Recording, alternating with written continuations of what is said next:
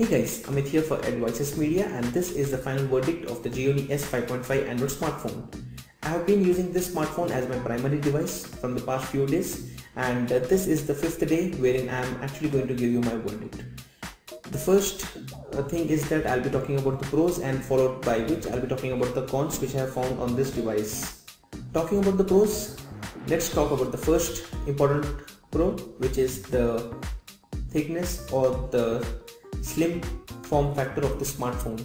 The smartphone comes with just 5.55 mm of thickness based on a magnesium alloy, which is again a single unibody design, and the front is actually the Corning Gorilla Glass with a glass back panel, and this clearly gives you a way where you can show this device as a very beautiful and a premium smartphone.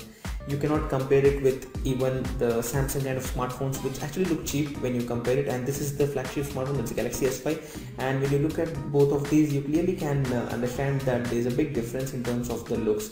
This clearly looks premium, and if you go for the white variant, it's just mind-blowing in terms of the way it actually looks. So that's about the thickness and the form factor. The second thing is the build.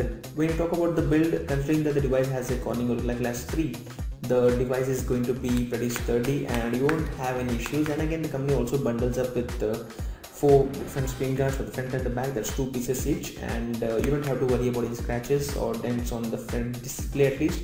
And on the side, again, it's based out of metal and it's not plastic, so you can also ensure that there won't be any scratches as such. And again, few of you guys had asked us to do a drop test, but I won't be doing that again because that's something I fear that it would actually break the back glass panel, or maybe it would give a lot of dents, considering that it's just of a very slim form factor. It won't be able to handle the whole pressure when it drops down. Again, you can probably check out for someone else who has done the drop test. That's not something which we are going to do. Talking about the third pro, which is the display. Now this smartphone has a very beautiful display. As you can see, it's at a 1080p full HD display, and it gives you a very beautiful experience. And this display is actually going to look great when you're using the black colored smartphone, not on the white one again. And you can just compare it both, keeping them both side to side at a store, and then decide which one you should be actually buying. This comes with a 1080p display, and when you actually access the media files like playing videos on this device, you would have a very good experience. And considering the beautiful viewing angles, you don't have to worry about the display also in that case. So that's another pro which I would recommend you. And apart from that, talking about the performance, the smartphone is going to give you a very good performance when you play games like Asphalt or Nova 3, or you can say GTA. You don't have to worry about the game getting any lagging issues. You can just go to the different applications. It's probably the multitasking feature which I'm referring to. You can just switch around different applications, and you won't find any lags happening on this device. So overall, in terms of the performance, the device is top notch, and that it comes with a 1.7 GHz octa-core processor. It is actually going to give you a very good performance. Now these were the 4 different pros which we found on the smartphone, and now let's talk about the cons. And when you talk about the cons, which are actually very critical to understand, the first one is that the Amigo UI. That's the UI itself which is coming packed on this device, and this is something which is available on all the Gionee based smartphones, and Gionee has been trying to customize this to the max, and the one which is coming installed on the S5.5 is actually pretty good. But still, when you are a user who has actually used a Samsung or LG or a Sony smartphone, you would get a bit confused while using this UI.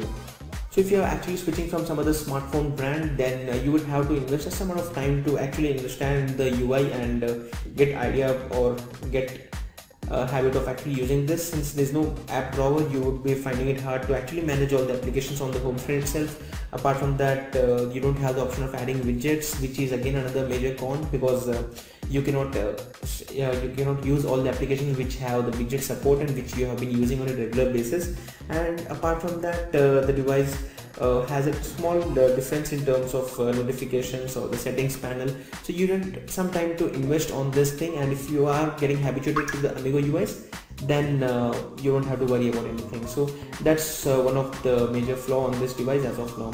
Apart from that, the heating issues are something which I actually mentioned in my day 2 review, and you need to check out the previous video. That's the day 2 of the Gionee 5.5 5-day challenge, and you can check out that the device actually gets heated up a lot. Again, it doesn't get heated up much while you make calls, and since most of you guys had asked me a few other questions about heating up during calls or during gaming or browsing, it gets heated up a lot while you actually play games or do some resource intensive tasks, but doesn't get heated up when you actually do normal calls, even for maybe like 30 minutes, and doesn't get heated up that much. So the heating issues are primarily when you are using some high-end applications. And apart from that, the final con is around the camera application.